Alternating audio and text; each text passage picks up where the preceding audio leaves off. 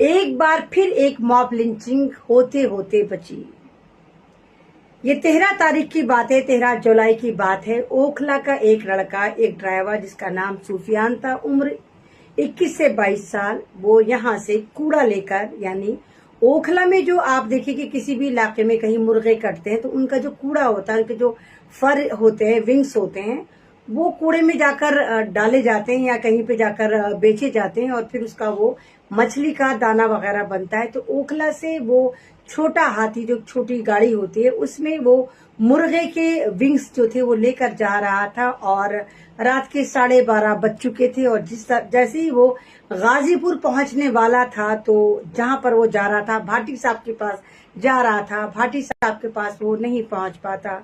जिन लोगों की वो गाड़ी थी वो परेशान हो जाते हैं, वो पूछते आया कि बीच में से सुफियान गायब हुआ, तो कहाँ गायब हुआ? ना तो वो भाटी साहब के पास पहुंचा, ना वो ओखला में और ओखला से जा चुका। तो फिर बाकायदा पूरे लोग परेशान थे और अभी यही सोच रहे थे क्या हो। तो तभी जो दूसरे लोग यहाँ से जाते हैं, उनकी कॉल उन पर आई, उन मैम के पास आई जिनका वो छोटा हाथी था। उनसे कहा कि आपका जो छोटा हाथी है और आपका जो ड्राइवर है, वो फ्लाईओवर जो गाजीपुर से पहले पड़ता है, उस पर बजरंग दल वाले खड़े हुए हैं और वहां पर उसके साथ बहुत ज्यादा मारपीट चल रही है। ये लोग आनंद फानन यहाँ से भागते हैं और कमाल की बात है कि बजरंग दल वाले उस लड़के को दबाकर बजाते हैं और बजाने के बाद उसको पकड़कर फ्लाईओवर पर लटका देते हैं। कहते हैं कि हम देखते हैं तुझे कौन बचाता है, आज हम तुझे मारकर छोड़ेंगे। फ्लाईओवर, वो फ्लाईओवर जो सारी रात चलता रहता है। और कहते हैं कि बता अब गाय का काम करेगा। याद है आपको मैंने कितने लाइव में बोला कि ये वो कमीन नस्ल है, ये वो कमबख्त लोग हैं, ये उस खानदान से आते, बेरोजगार इन लोगों का परिवार है, बजरंग दल वालों का, गुंडा दल वालों का, कि इन लोगों को कुछ ही दिन जा रहे हैं। मैंने बोला था कि ये मुर्गे को भी गाय बना सकते हैं, इन्होंने वही करा। इन्होंने मुर्गी के वो पर, जब मुर्गी को काट दिया जाता है तो जब मुर्गी के पर उतारे जाते हैं तो उनको भी कूड़ा, उनका जो स्क्रैप होता है, एक तरह का डिस्पोजल होता है, उसको बेचा जाता है, वो फिर मछली के दाने में आगे जाकर काम हो जाता होगा। बजरंग दल के गुंडे इसको लगातार मारते हैं और कहीं ना कहीं मुझे लग रहा है, आप समझ में आ रहा है, और वो मैम भी कह रहे हैं कि मुझे ऐसा लगता है कि इनके साथ पुलिस की साठगांठ है। वो फौरन खुद ही पुलिस वालों को फोन करते हैं और इस लड़के का मोबाइल छीन लेते हैं और पुलिस वालों से कहते हैं कि हमने एक गाड़ी पकड़ी है जिसमें गाय का गोश्त है। पुलिस भी फौरन तैयार बैठी हुई होती है। आप और हम फोन करें तो 1.5 घंटे से पहले कभी पुलिस की गाड़ी नहीं आती, बाज दफा तो नंबर ही नहीं लगता है, लेकिन वहां पुलिस फौरन पहुंच जाती है 5 से 10 मिनट में और उस लड़के को पकड़ लेती है और कहती तेरी गाड़ी जब्त करी जाएगी। मतलब उसके परिवार वाले जो अब तक ओखले से पहुंच चुके होते हैं, वो कहते हैं कि सर देखिए तो सही, गाड़ी खोलिए, वीडियोग्राफी करिए, आप देखिए तो सही इसमें माल क्या है। पुलिस वाले वीडियोग्राफी नहीं करते, कहते हमें कोई वीडियोग्राफी नहीं करनी, और बजरंग दल वाले गुंडे जो होते हैं, बजरंग दल के गुंडे चले जाते हैं। उसके बाद वो लड़का कहता है कि मेरा मोबाइल इन लोगों के पास है, बजरंग दल वालों ने मेरा मोबाइल छीन लिया। पुलिस वाले फिर उनको फोन करते हैं, वो लड़का, वो जो गुंडा, बजरंग दल का गुंडा है, वो आता है और उस लड़के का मोबाइल दे देता है। अब पुलिस वाले डीलिंग करते हैं फैमिली के साथ, यानी ड्राइवर के उस ड्राइवर के मालिक के साथ, जिन लोगों के यहाँ वो ड्राइवरी करता था, उन लोगों के साथ डीलिंग करते हैं कि बताओ हम तुम्हें छोड़े तो किस ब्याह पर छोड़े, हमें कितने पैसे दोगे, नहीं तो हम गाय का इल्जाम लगाकर तुम्हारी गाड़ी को भी जब्त करवा देंगे। कौन देख रहा है, कौन जाकर मालूम कर रहा है? पुलिस वालों ने कह दिया गाय है तो वो गाय है, चाहे वो दाल ही क्यों ना हो। और उसके बाद पुलिस वाले डीलिंग करते हैं और शर्त रखते हैं कि ना तो इस लड़के का कोई दिल्ली में मेडिकल हम कराएंगे, ना तुम कराना। और उस लड़के को बजरंग दल वाले भी धमकी दे देंगे, अगर तू अपनी जिंदगी चाहता है तो तू यहाँ से चला जा। वो लड़का डर के दिल्ली छोड़कर, उसकी फैमिली आ जाती है और उसको लेकर चली जाती है। क्या समझ में आया? दिल्ली में बैक टू बैक, एक के बाद एक किस तरह के हादसे हो रहे हैं और बजरंग दल वालों की हो रहा है, और बजरंग दल वाले खुद ही पुलिस को फोन करते हैं। अभी आपने देखा कि एक 9 तारीख में एक वाकया हुआ था जिसको हमने भी दिखाया, बहुत लाइमलाइट करा, वो कॉल भी हमारे ही पास आई थी, बहुत सारे चैनल्स पर और ट्विटर पर वो जो है वो मुद्दा वायरल हुआ। फरहान या हिंदुस्तान लाइव पर भी वो लाइव हमने चलवाया। और उसके बाद रॉकी गुंडा बजरंग दल का था, उसकी फरहान भाई के पास कॉल भी आई और वो कह रहा था कि हाँ मैं अपनी जगह सही हूँ और ये लोग ना सड़क पे भैंसा काट रहे थे। तो फरहान भाई ने ये बोला कि फरहान या ने कि अगर इस सड़क पर काट भी रहे थे तेरे बकौल, तो तू इनको मार देगा, जय श्री राम के नारे लगवाएगा, उसकी इतनी बुरी तरह पिटाई करेगा। कोई एविडेंस इनके पास नहीं है। और पुलिस को, जब भी पुलिस को इन्होंने फोन करा था, क्योंकि फारूक बता रहे थे कि जब मुझे ये मार रहे थे और मुझे बट उसके तमंचे के बटों से मार रहे थे तो मुझे गोली मारने वाले थे, तभी उसकी कॉल आई थी और रॉकी की, और उसने कहा था कि पुलिस आ रही है, पुलिस आ रही है। तो रॉकी को कैसे पता चला पुलिस आ रही है? यानी वहां भी इन्होंने पुलिस को बताया, और उन लोगों का, वो जो मजदूर थे, वो 5 जो वो बड़े लेकर आ रहे थे, बड़ी भैंसे लेकर आ रहे थे, वो पुलिस वालों ने जब्त कर ली। उनके पैसे बजरंग दल वालों ने छीन लिए, मोबाइल छीन लिए, और वो जो माल था वो भी पता नहीं कहाँ गया, ना उनका मेडिकल करवाया। और पुलिस वालों ने, जो प्रीत बिहार की पुलिस थी, उन्होंने फारूक के ही खिलाफ एक एफआईआर करी। एफआईआर नंबर 183 था। कोई सुनवाई उसकी नहीं हुई, और अभी भी आईओ लगातार फारूक को धमकी दे रहा है कि अगर तुम ज्यादा इसको करोगे तो हम तुम्हें फंसा देंगे। और ये वाला मामला फिर उसी रूट पे, वही गाजीपुर, वही गोश्त का काम, वही कुरैशी फैमिली, वही बजरंग दल के गुंडे मवाली। अरे इन मवालियों को कोई बिजनेस दो, मोदी जी इनके लिए कोई रोजगार योजना लेकर आओ, ताकि ये उस योजना के अंतर्गत आकर मुसलमानों का खून पीना बंद करें, क्योंकि निठल्ले निकम्मे बेवड़े शराबी हैं। और कल भी जो इन्होंने 13 तारीख में जो मॉब लिंचिंग करी है, उसमें भी ये लोग जबरदस्त तरीके से शराब पिए हुए थे, और 25 लोग थे, और बड़े आराम से, मेरे पास फोटो है, बड़े आराम से ये जो बजरंग दल का उस वक्त नेता बन रहा था, जो इसको सूफियान को मार रहा था, आराम से फ्लाईओवर पर टेक लगा के ऐसे खड़ा हुआ है जैसे इसकी अम्मा का निकाह हो रहा है, और ये छुआरे का वेट कर रहा है कि अम्मा जी कब इसको छुआरे खिलाएं। मतलब इतना जबरदस्त माहौल हो गया। लेकिन एक बात मेरे समझ में आई, इन लोगों के थोपड़े देखकर मुझे ये लगा, ये मुझे कहीं से पंडित नजर नहीं आते, इनके थोपड़ों से ये बनिए भी नजर नहीं आते, इनके थोपड़े चौकटे अगर देखा जाए तो ये कहीं से कहीं तक आपको ठाकुर भी नजर नहीं आते। यानी ये जो बजरंग दल में और आरएसएस में है, इनके थोपड़े चौकटे देख के जो इतने गंदे गलीज मैले कुचैले चप्पल फटे हुए कपड़े होते हैं, ये कहीं से भी स्वर्ण जाति यानी उच्च कोटि के नहीं लगते, यानी ये सुपीरियर हिंदू तो नहीं हो सकते।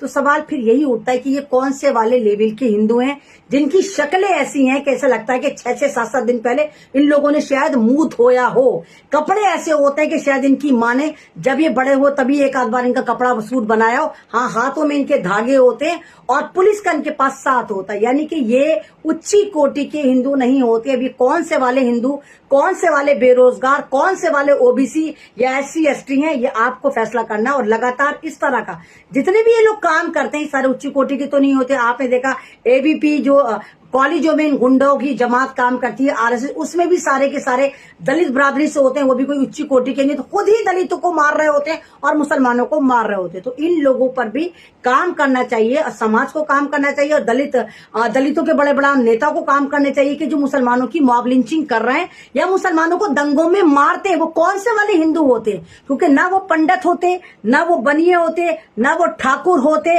कोई भी उच्ची कोटि का बंदा मुसलमानों को न तीर से मारता, न तलवार से मारता, न मॉब लिंचिंग करके मारता, न दंगों में मारता। तो फिर ये कौन से वाले हिंदू होते हैं जो इन मुसलमानों को मार रहे होते हैं। तो ये मॉब लिंचिंग दर्शाती है कि दिल्ली जैसे इलाके में, दिल्ली जो राजधानी है, और लगातार एक ही रूट को टारगेट करा जा रहा है, गाजीपुर को टारगेट करा जा रहा है, कुरैशी बिरादरी को टारगेट करा जा रहा है, और नौजवानों को डराया जा रहा है, यानी इनके कारोबारों को खत्म भी करा जा रहा है। और पुलिस इनसे अवैध वसूली भी करे, उन्हीं लोगों से अवैध वसूली करे जिनको जान से मारा जा रहा है या जिनकी मॉब लिंचिंग करने की कोशिश करी जा रही है। मुझे समझ में नहीं आता कि समाज किस तरफ जा रहा है, या हमारी पुलिस, दिल्ली की सबसे स्मार्ट पुलिस, सबसे इंटेलेक्चुअल पुलिस, वो किस तरफ जा रही है, और वो कौन से वाले धंधे पे लग गई है, कौन से उगाई के धंधे पे लग गई कि वो अपना फर्ज, अपना कर्तव्य, अपनी ड्यूटी भूलकर सिर्फ वो आरएसएस और बजरंग दल के गुंडों के साथ मिलकर मुसलमानों का शिकार खेल रही है और मुसलमानों के खिलाफ ही FIR कर रही है। तो ये दर्शाती है कि कहीं ना कहीं शायद इसमें हमारी बेहिसी, हमारी गफलत, हमारी चुप्पी है। और ये जो ओखला का ये वाकया है, जो ये 22 साल का सूफियान जो ओखला से चला था, गाजीपुर की तरफ चला था, और एक कूड़े का छोटा हाथी लेकर चला था, उस कूड़े में मुर्गे के पर थे जो यहाँ से लेके चला था। और उनकी जो मालका ने मुझसे बता रही थी कि ऐमन रिजवी जी, मजबूर होके आज मैंने आपको कॉल करी, और ये मुद्दा मैं लगातार ओखला के बड़े बड़े लीडरों के पास और तमाम लोगों के पास लेकर गई कि मेरी मदद करें, मेरे साथ ऐसा हुआ है।